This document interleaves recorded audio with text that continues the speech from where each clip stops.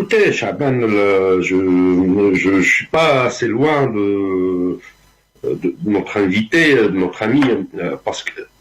aujourd'hui le régime il se retrouve dans une situation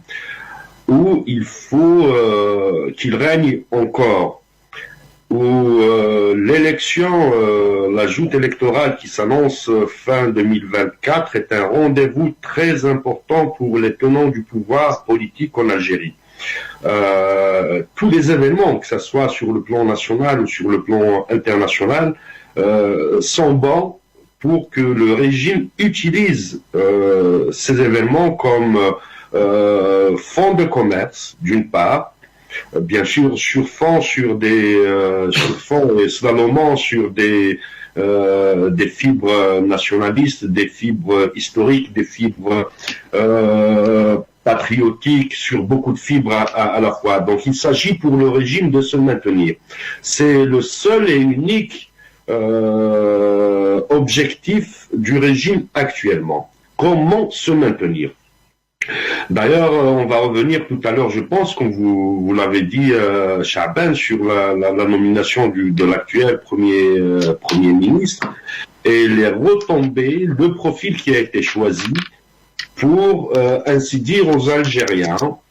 que l'utilisation du langage, par exemple, du discours sur la saisine de la Cour pénale internationale, mais aussi sur les performances économiques, à tel point que qu'une voiture chinoise est devenue cette semaine le sujet de discussion des Algériens, que la question des droits de la personne humaine est réellement respectée à travers des discours des procureurs généraux, des chefs de cour à l'occasion de l'ouverture de l'année judiciaire. Mais tout nous fait croire aujourd'hui que le régime est sans doute en panne de perspective,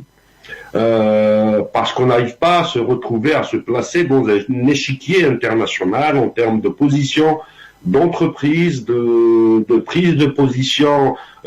correcte. Mais aussi on n'arrive pas effectivement à décoller cette machine économique tant décriée par le régime